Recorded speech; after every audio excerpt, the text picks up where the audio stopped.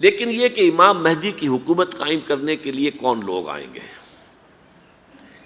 عرب جو ہیں وہ اندر سے کھوکھلے ہو چکے ہیں، عیاشی نے، دولت نے، پیسے نے، دولت، پیسہ، عیاشی، اس کی وجہ سے کھوکھلے ہو چکے ہیں۔ یہاں میں آپ کو دو حدیثیں سنانا چاہتا ہوں۔ سنن ابن ماجہ کی روایت ہے حضرت ابو ہریرہ سے رضی اللہ تعالی عنہ، قال قال رسول اللہ صلی اللہ علیہ وسلم اذا وقعت الملاحم بعث اللہ بعثا من الموالی ہم اکرم العرب فرسا واجودہ سلاحا یوید اللہ بہم الدین، رواہ ابن ماجہ عن ابی ہریرہ رضی اللہ تعالی عنہ۔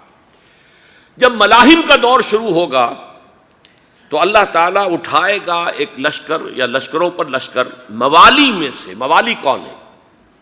عربوں نے جب فتح کیا تھا اس پورے علاقے کو خلافت راشدہ کے دوران، اور پھر وہ لوگ جو ہے، ایک رائے تو یہ تھی کہ انہیں غلام بنایا جائے سارے آبادیوں کو، لیکن یہ کہ حضرت عمر کا اجتہاد تھا، اس کے مطابق جو ان کو غلام نہیں بنایا گیا تو وہ موالی کی حیثیت رکھتے ہیں۔ عربوں میں دم نہیں ہے، موالی میں سے لشکر اٹھیں گے کہ جو در حقیقت حضرت مہدی کی حکومت کو قائم کرے گے۔ دوسری حدیث سنیے، عن عبداللہ ابن الحارث رضی اللہ تعالی عنہ، اور یہ ابن ماجہ کی روایت ہے، قال قال رسول اللہ صلی اللہ علیہ وسلم یخرج الناس من المشرق فیوطئون للمہدی یعنی سلطانہ، لشکر نکلیں گے، لوگ آئیں گے مشرق سے، اور وہ حضرت مہدی کی حکومت کو جمائیں گے اور قائم کریں گے۔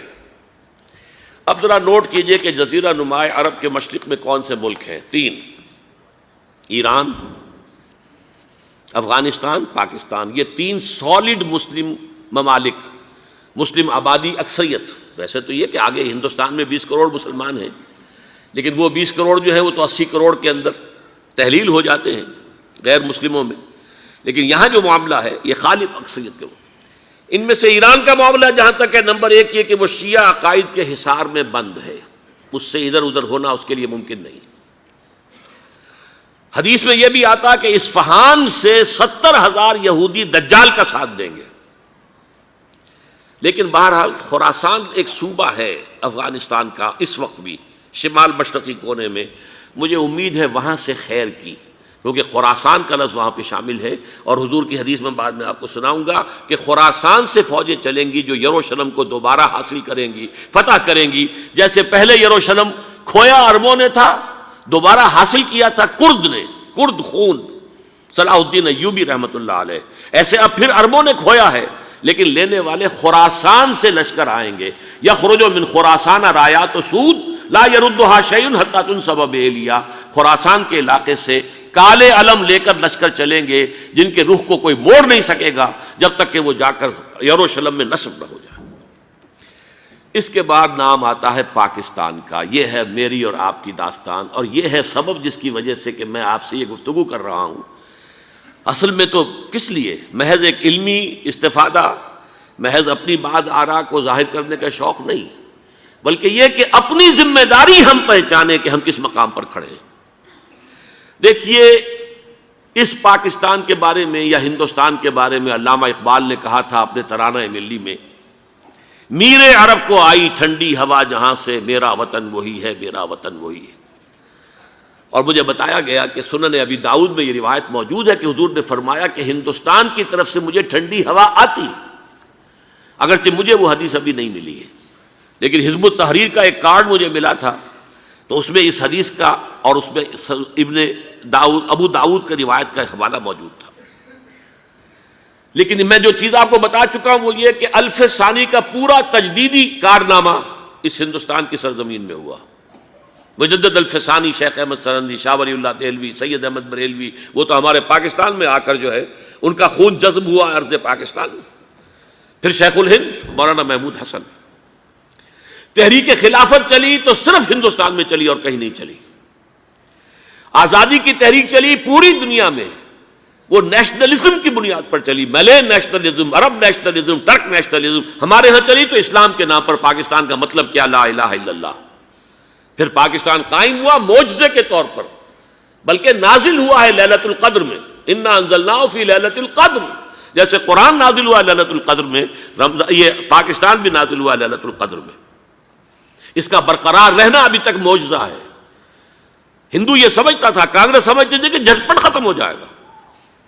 پھر یہ کہ اس کا قرارداد مقاصد کا پاس ہو جانا، مزید بھی اور اضافی دفعات دستور میں آ جانا، اب کمرشل انٹرسٹ کو ربا قرار دے کر حرام قرار دینا، یہ سارے لینڈ مارکس ہیں کہ جو اشارہ کر رہے ہیں کسی چیز کی طرف، معاملہ کدھر جا رہا ہے۔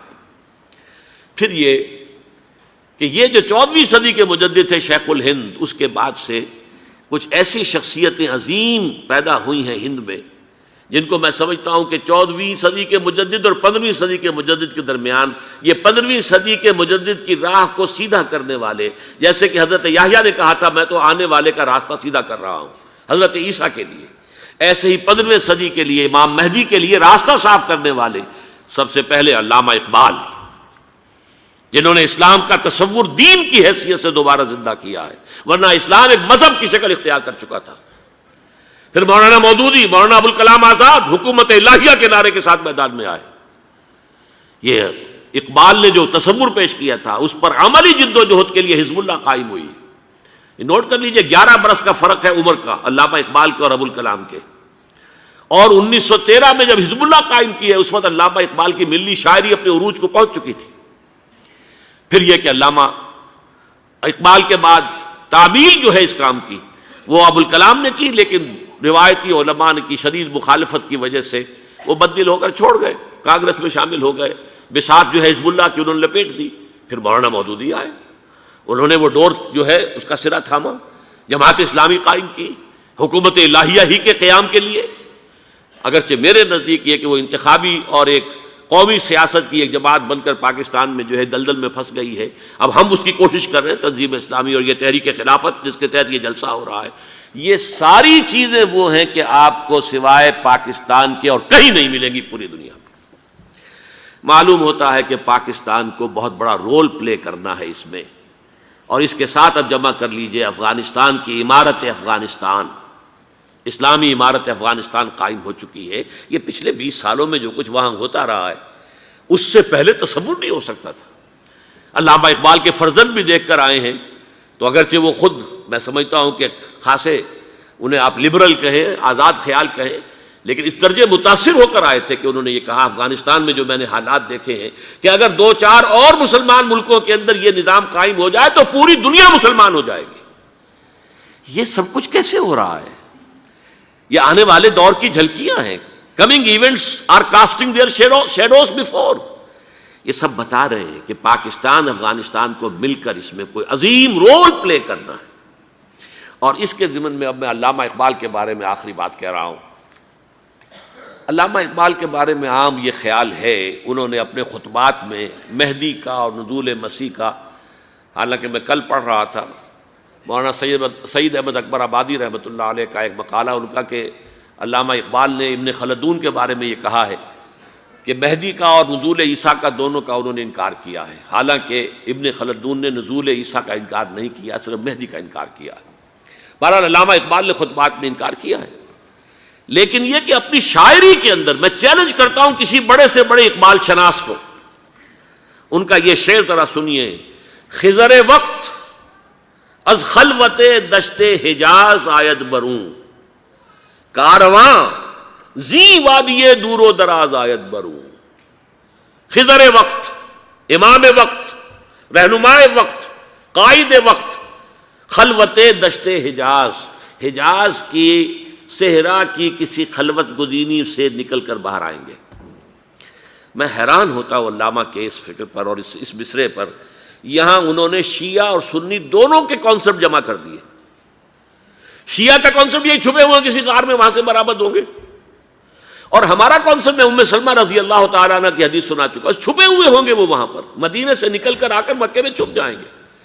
اس خانہ جنگی کی حالت میں لوگ ان کی طرف دیکھ رہے ہوں گے، سوچتے ہوں گے انہیں میدان میں آنا چاہیے، کوئی پارٹ پلے کرنا چاہیے، امت کی کوئی رہنمائی کرنی چاہیے، لیکن وہ چھپیں گے، وہ کارہ ہوں گے، وہ اس ذمہ داری کو قبول نہیں کرنا چاہیں گے، جا کے چھپ جائیں گے مکے میں، وہاں سے مکے والے انہیں نکالیں گے، اور وہ کارہ ہوں گے، انہیں بالکل یہ پسند نہیں ہوگا کہ یہ ذمہ داری اٹھائیں۔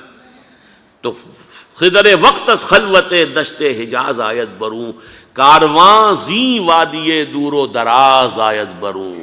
کارواں جو چلے گا ان کی مدد کے لیے اس وادی دور و دراز، اس زی عظیم وادی دور و دراز، یہ وادی سندھ ہے۔ وادی سندھ جو ہے ہم سمجھتے ہیں کہ صرف یہ پاکستان اور پنجاب جو ہے یہ اس میں شامل ہے، سندھ اور پنجاب نہیں، افغانستان کا پورا مشرقی علاقہ اس میں شامل ہے۔ جیسے دریائے جہلم سندھ میں جا رہا ہے، جیسے دریائے گلگت سندھ میں آ کر ملتا ہے، جیسے دریائے چناب اور راوی اور جہلم اور یہ سب جا رہے ہیں اور آ رہے ہیں، اسی طرح دریائے کابل کہاں سے آ رہا ہے، دریائے گومل کہاں سے آ رہا ہے، ٹوچی کہاں سے آ رہا ہے، یہ سارا جو ہے ڈرین جو ہو رہا ہے، ایسٹرن جو ہے پارٹ آف افغانستان، یہ سب وادی ہے۔ اس وادی کے یہ دو حصے ہیں، ایک حصہ جو ہے یہ ادھر پاکستان میں ہے اور اسی وادی کا دوسرا حصہ جو ہے وہ افغانستان میں ہے۔ کارواں زی وادی دور و دراز آیت بروں، کارواں چلے گا یہاں سے، یخرج ناس من المشرق یؤتون للمہدی یعنی سلطان ہی، مشرق سے فوجیں چلیں گی کہ جو مہدی کی حکومت قائم کریں گی، اور یخرج من خراسان رایات و سود، اور خراسان سے سیاہ پرچم چلیں گے کہ جن کا رخ کوئی موڑ نہیں سکے گا، حتیٰ تنصب بیلیا، یہاں تک کہ وہ جا کر یروشلم کے اندر نصب ہو جائیں گے۔